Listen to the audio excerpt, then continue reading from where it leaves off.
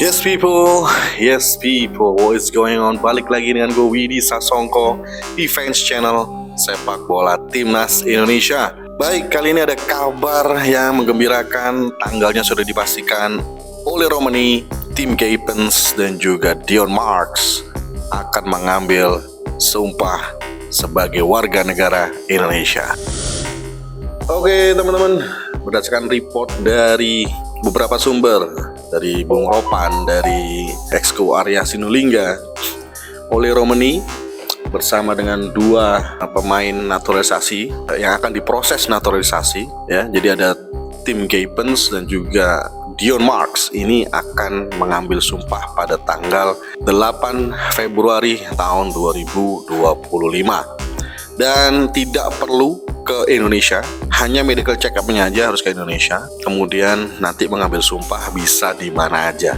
Contohnya oleh Romani ini mengambil sumpah di Inggris, ya, nanti tanggal 8 Februari kita nantikan, dan kemungkinan besar bisa langsung berlaga melawan Australia dan juga Bahrain di tanggal 20 dan 25 Maret.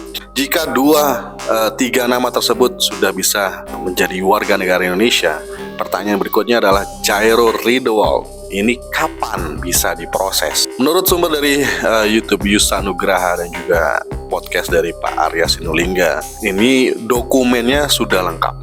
Ya, dokumen dari Jairo ini sudah lengkap dan sudah bisa diakselerasi untuk proses medical check up, dan medical check up-nya ini harus datang ke Indonesia. Kita lihat si Jairo ini kan ada di Belgia, ya, di Royal Antwerp. Dia harus datang ke Indonesia. Apakah dia bisa menyempatkan hal tersebut sebelum tanggal 20 Maret supaya bisa digunakan untuk memperkuat timnas Indonesia? Hal yang paling buruk adalah ya udah, dia baru bisa membela Indonesia ketika kita melawat ke Jepang dan juga menjampung China. Jadi berita-berita bagus ini saya respon dengan cukup sukacita, ya. Walaupun Tim Gapens dan juga Dion Marks ini sebenarnya pemain U20. Jadi udah cukup terlambat, ya kalau gue bilang, karena Indra Syafri sudah mendaftarkan skuad U20 dengan deadline 13 Januari 2025, karena 1 bulan sebelum pihak AFC minta skuad dari Indonesia 47 orang itu harus didaftarkan, dan ini sudah kejadian dan ini termasuk telat. Tetapi proyeksi untuk Tim Gapens back kiri, left back, dan juga back tengah Dion Marks ini bisa digunakan untuk turnamen Piala Dunia Under-20 jika kita lolos, ya. Dan harapannya kita bisa lolos karena kita butuh jam terbang buat timnas muda ini untuk bisa menjadi sumber atau penerus dari timnas senior atau pelengkap, ya. Karena timnas senior kita juga usianya masih rata-rata muda. Paling yang tua nanti kalau Jairo gabung dia umurnya 28. Tom Hai mungkin sudah 31, ya. Dan beberapa nama seperti Ragnar ini juga mungkin sekarang tahun ini 27. Jadi diharapkan ini bisa saling melengkapi. Tapi memang yang datang ini pemain-pemain posisi belakang, ya, yang paling banyak, ya. Defender kalau enggak DM. Sedangkan kebutuhan yang paling utama sebenarnya adalah attacking midfield, pelapis dari Marcelino Ferdinand dan juga sayap kanan, ya. Memang sudah ada oleh Romani, tapi kalau dia cedera siapa yang gantiin? Apakah Eliano Reinders ataukah Witan Sulaiman atau Egy? Menarik untuk dinantikan. Yang jelas kita butuh AMF, penyerang kanan dan juga striker, supaya Patrick Kluivert, Danny Lanza dan juga Alex Pastoor bisa dengan leluasa meracik strategi dengan karakter pemain yang banyak. Karena ya akumulasi kartu, cedera ini juga bisa mengganggu, ya.